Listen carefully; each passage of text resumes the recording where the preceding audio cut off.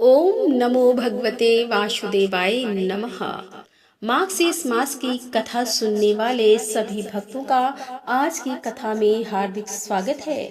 भगवान श्री कृष्ण और श्रीमती राधा रानी की कृपा सदैव आप पर और आपके समस्त परिवार पर बनी रहे।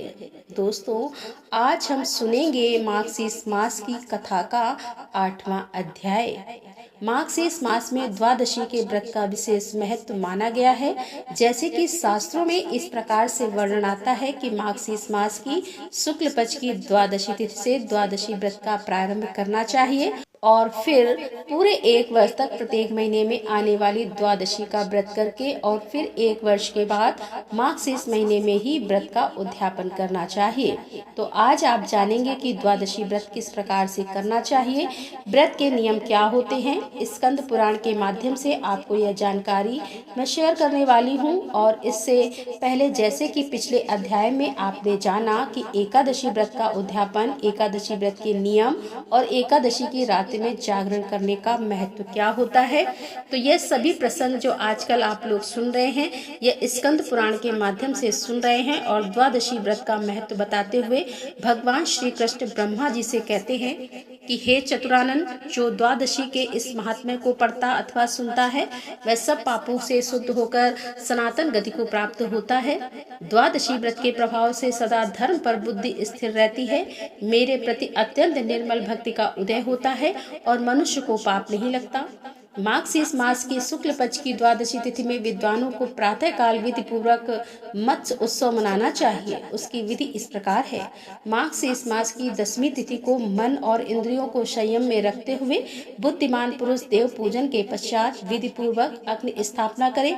उसके बाद शंख चक्र गदा किरीट तथा पीताम्बर धारण करने वाले सर्व लक्षण लक्षित मुझ प्रसन्न वदर विद गोविंद का ध्यान कर हाथ में अर्घ के लिए जल लें और मुझे सूर्य मंडल में स्थित जानकर उस हाथ के जल से अर्घ दें। उस समय इस प्रकार प्रार्थना करनी चाहिए कि कमल के समान नेत्रों वाले भगवान अच्युत, मैं एकादशी को निराहार रहकर दूसरे दिन भोजन करूंगा। आप मेरे रक्षक हो। तदंतर रात्रि में मेरे विग्रह के समीप बैठकर विधि पूर्वक ओम नमो नारायणाय अष्टम मंत्र का जाप करें। फिर एकादशी को प्रातः काल किसी स्वच्छ जल वाली समुद्रगामिनी नदी के पास जाकर अथवा किसी दूसरी नदी के समीप पहुंचकर इस प्रकार से मंत्रों से प्रार्थना करती हुए वहां से मिट्टी लें। मंत्र है भूतानां देवी सर्वदा तेन सत्यम मे पापम यावन मोजम सुव्रते। अर्थात उत्तम व्रत का पालन करने वाली हे देवी, संपूर्ण भूतों का धारण कर और पोषण सदा तुमसे ही होता है। इस सत्य के प्रभाव से तुम मेरे समस्त पापों को छुड़ाओ। इसके पाप वरुण देव से प्रार्थना करें। स्वयं नित्यम रसा सर्वे स्थिता वरुण सर्वदा तेने मामृति कांप्लाव्य पूता कुरुषमाचरम। अर्थात हे वरुण, सब रस सदा आप में ही स्थित रहते हैं, इसीलिए इस मृतिका को आप लावित करके आप शीघ्र पवित्र कीजिए। इस प्रकार मृतिका और जल के अधिष्ठाता देवताओं को प्रसन्न करके उस मिट्टी और जल को अपने शरीर में लगावें। उसके बाद जल में जहाँ मगर और कछुओं का भय ना हो, नहाकर नित्य कर्म करके फिर मेरे मंदिर में आवें और मुझ भगवान नारायण की आराधना करें।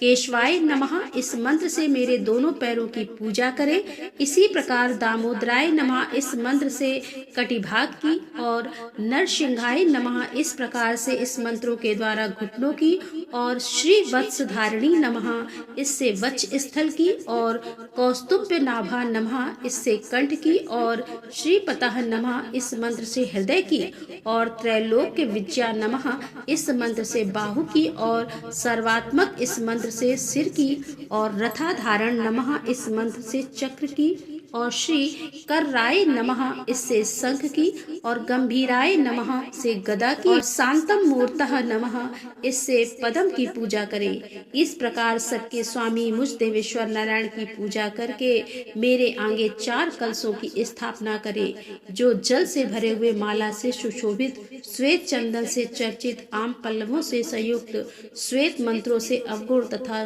स्वर्ण युक्त तिल सहित तांबे के पूर्ण पात्रों से आच्छादित हो। उन सबके मध्य में एक पीठ अर्थात चौकी की स्थापना करें, जिसके ऊपर वस्त्र बिछा हुआ हो।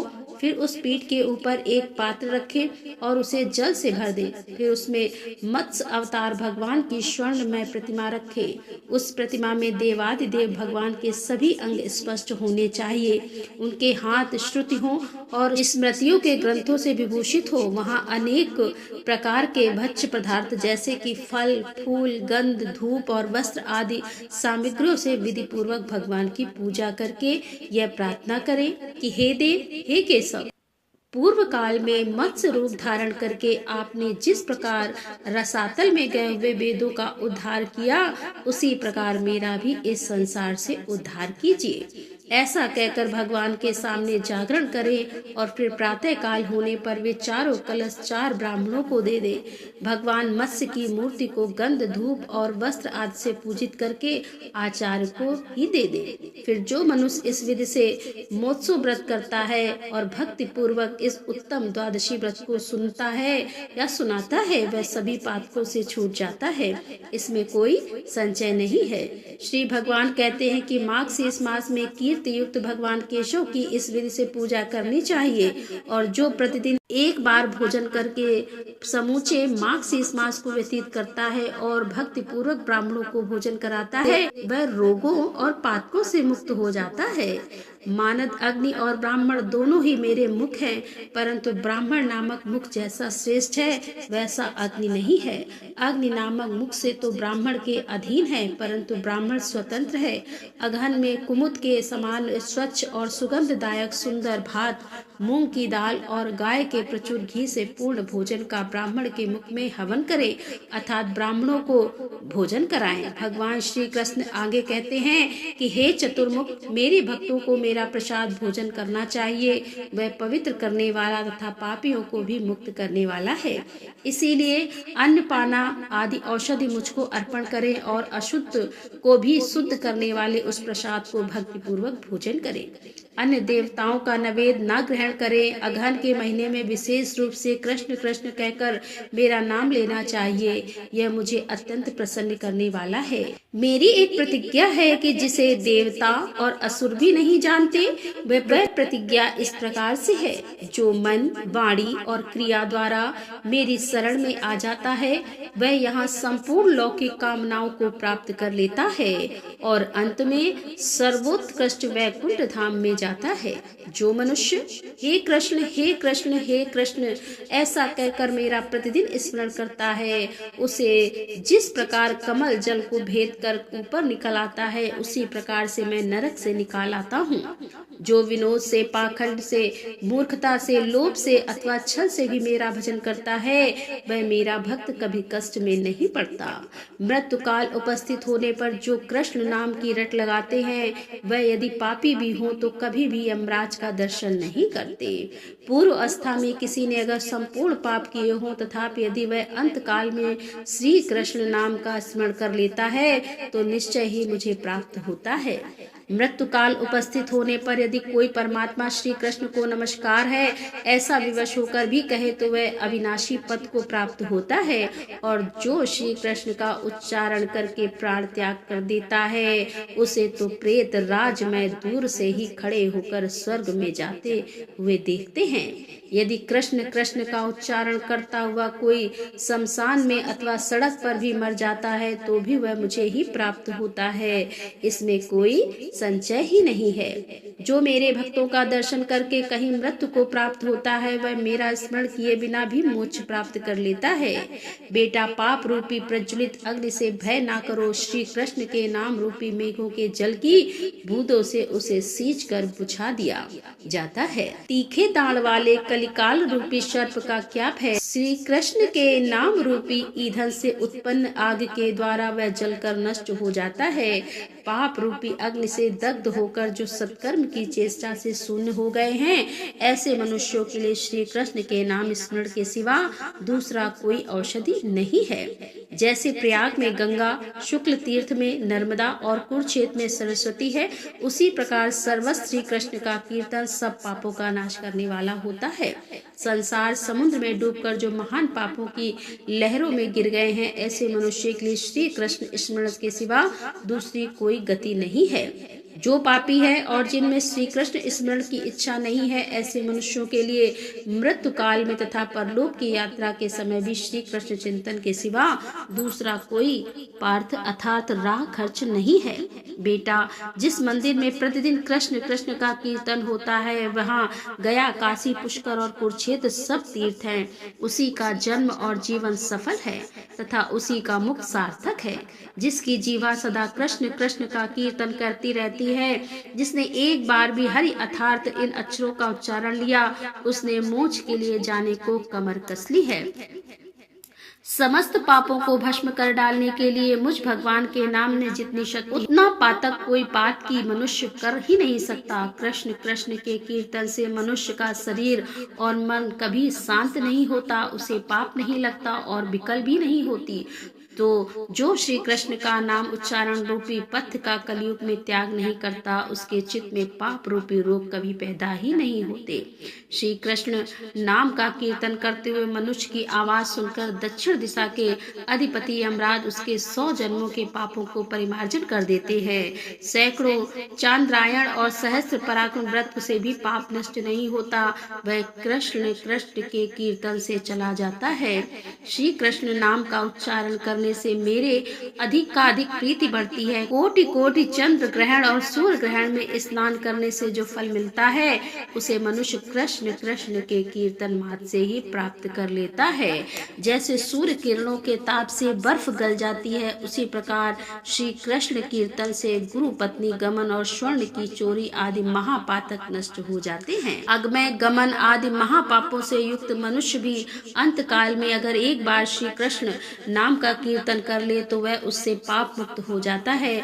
और जो जीवा कली काल में श्री कृष्ण के गुणों का कीर्तन नहीं करता, वह दुष्ट मुहा में ना रहे रसातल को चली जाए। और जो कलयुग में श्री कृष्ण के गुणों का प्रयत्न पूर्वक कीर्तन करती है, वह जीवा अपने मुख में हो या फिर दूसरे के मुख में वंदना करने योग्य है। जो दिन रात श्री कृष्ण के गुणों का कीर्तन नहीं करती, वह जीवा नहीं मुख में कोई पापन लता है जिसे जीवा के नाम से पुकारा जाता है। जो श्री कृष्ण कृष्ण कृष्ण श्री कृष्ण इस प्रकार श्री कृष्ण नाम का कीर्तन नहीं करती, वह रोग रूपड़ी जीवा 100 टुकड़े होकर गिर जाए। जो श्री कृष्ण के नाम की इस महिमा का रात काल उठकर पाठ करता है, उसके लिए निश्चय ही मैं कल्याण दाता होता हूँ। जो तीनों संध्याओं के समय श्री कृष्ण नाम के महात्म्य का पाठ करता है, वह जीते जी संपूर्ण कामनाओं को और मरने पर परम गति को प्राप्त करता है। ओम क्लीम कृष्णाय नमः। आज की कथा यही समाप्त होती है। इसके आगे का वृतांत आप कल की कथा में सुनेंगे। और अब आप सुनेंगे लापसी और तापसी की कहानी।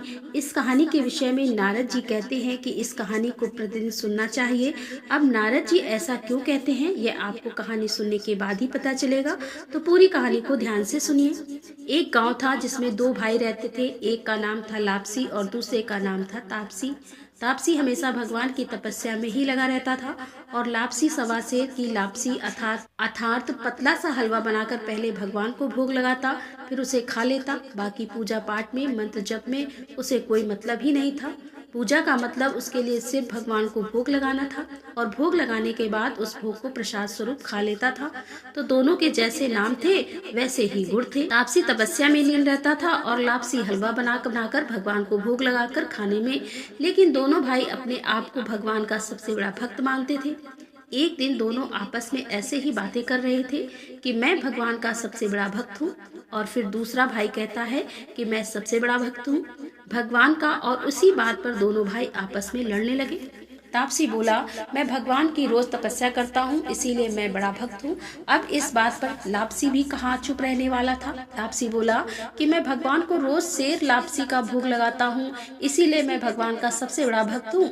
संयोग बश नारद जी वहाँ से उसी समय गुजर रहे थे। उन्होंने इन दोनों को लड़ते हुए देखा तो कारण पूछा। फिर दोनों भाइयों ने नारद जी को खुद को बड़ा भक्त होने का कारण बताया। तापसी ने कहा, मैं सारा दिन भगवान की तपस्या करता रहता हूँ, इसीलिए मैं बड़ा भक्त हूँ। और लापसी कहने लगा कि मैं तो भगवान को प्रतिदिन 1.25 सेर लापसी का भोग लगाता हूँ, इसीलिए मैं बहुत बड़ा भक्त हूँ। नारद जी ने उन दोनों को सुना और फिर उन दोनों से कहा कि मैं तुम्हारी भक्ति का फैसला कल करूंगा। दूसरे दिन स्नान इत्यादि करने के बाद लापसी और तापसी अपनी अपनी भक्ति दिखाने के लिए निकल पड़े। तो नारद जी ने चुपके से 1.25 करोड़ की एक एक अंगूठी दोनों के रास्ते में ऐसे रख दी कि उनकी नजर उस अंगूठी पर पड़े। उन्हें ऐसा लगे कि किसी की कीमती चीज गिर गई है। तापसी की नजर जब उस अंगूठी पर पड़ी तो चुपचाप उसने अंगूठी उठा ली और जब तप करने लगा तब उसने वह अंगूठी अपने घुटनों के नीचे दबा ली और फिर मन ही मन सोचने लगा कि आज तो बड़ी कीमती चीज हाथ लग गई है, अब तो लापसी की सारी हेकड़ी निकाल दूंगा, क्योंकि यह अंगूठी तो काफी कीमती लगती है। इसे बेचने से बहुत सारा धन मिलेगा, जिससे मैं यज्ञ करूंगा और अपने आप ही बड़ा भक्त बन जाऊंगा। लापसी की नजर भी रास्ते में पड़ी हुई अंगूठी पर पड़ी, पर उसने उस पर ध्यान ही नहीं दिया। भगवान को भोग लगाकर लापसी खाने लगा। लापसी को भी रत्न जड़ित अंगूठी दिखी थी, पर उसने सोचा कि यह मेरे किस काम की है, इसे कोई भी अगर मेरे पास देखेगा तो मेरी गर्दन काट देगा और इसे ले जाएगा। ऐसा विचार करके उसने अंगूठी को अनदेखा कर दिया। जब नारद जी सामने आए तो दोनों ने पूछा, बताइए देवर्षि, हम दोनों में से कौन बड़ा भक्त है? तब नारद जी ने तापसी को खड़े होने को कहा और पूछा कि तेरे घुटने के नीचे क्या है? जब तापसी खड़ा हुआ तो उसके घुटनों के नीचे दबी हुई अंगूठी दिखाई पड़ी। नारद जी तापसी से बोले, इतनी तपस्या करने के बाद भी तुम्हारी चोरी की आदत नहीं गई। तुमसे तो लापसी ही बड़ा है और तुम्हें तुम्हारी तपस्या का कोई फल भी नहीं मिलेगा, क्योंकि तुम्हारा ध्यान तो चोरी की तरफ था। तब तापसी शर्मिंदा होकर नारद जी से माफी मांगने लगा और पश्चाताप करने लगा। उसने नारद जी से पूछा कि हे प्रभु, मुझे बताइए कि मेरी भक्ति का फल मुझे कैसे मिलेगा। अब जो नारद जी ने बताया वह सबके लिए बहुत समझने की बात है। नारद जी ने कहा कि अगर कोई किसी भी दिन गाय और कुत्ते की रोटी नहीं बनाएगा तो उसका संपूर्ण शुभ फल जो है वह तुझे प्राप्त होगा। मतलब जो भी पुण्य वह करेगा व्यक्ति उसका फल तापसी को मिल जाएगा, और अगर कोई ब्राह्मण को भोजन कराकर दक्षिणा नहीं देगा तो उसका फल भी तुझे मिलेगा। यदि कोई साड़ी किसी को दे और उसके साथ उसका ब्लाउज ना दे तो उसका भी जो पुण्य फल होगा वह तुझे मिल जाएगा। यदि कोई एक ही दिए से दूसरा दिया जलाए तो उसका भी जो पुण्य फल होगा वह तुझे मिल जाएगा। और अगर कोई सारी कहानी सुने लेकिन तुम्हारी कहानी ना सुने तो उसका भी जो पुण्य फल होगा वह तुम्हें ही मिल जाएगा। उसी दिन से हर कहानी के अंत में लापसी और तापसी की कहानी जरूर सुनी जाती है। इस कहानी से कई सारी शिक्षा मिलती है, जैसे कि अपनी की गई पूजा पाठ और तपस्या का कभी भी घमंड नहीं करना चाहिए। दूसरा, सरलता में ही भगवान का वास माना गया है। जो व्यक्ति जितना सरल होगा और जितने सरल भाव से भगवान की पूजा आराधना करेगा या यथासंभव भगवान की भक्ति करेगा उसी को भगवान की कृपा मिल जाती है। तो भगवान की कृपा के लिए जरूरी नहीं है कि कोई ज्ञानी हो, यह भी जरूरी नहीं है कि बहुत देर तक भक्ति करे, पूजा करे, मंत्रों का जप करे। जरूरी यह है कि जो 2 मिनट भी मिले उस 2 मिनट में पूरी तरह से भगवान के पास ही समर्पित भाव से रहें, और किसी भी प्रकार का लालच नहीं होना चाहिए। जब हम भक्ति करते हैं तो मतलब काम, क्रोध, लोभ, इन सब चीजों का त्याग करके और तभी हम भगवान की भक्ति करते हैं तो भगवान हमें प्राप्त होते हैं। तो बोलो कृष्ण भगवान की जय, बोलो राधिका रानी की जय। तो दोस्तों, ये थी आज की कथा पसंद आई हो तो वीडियो को लाइक कर दें, शेयर कर दें, और हमारे चैनल पर यदि आप पहली बार आ रहे हैं तो हमारे चैनल को सब्सक्राइब कर लें। मिलते हैं अगली वीडियो के साथ, तब तक के लिए राधे राधे, जय श्री कृष्णा, हर हर महादेव, जय भोलेनाथ की।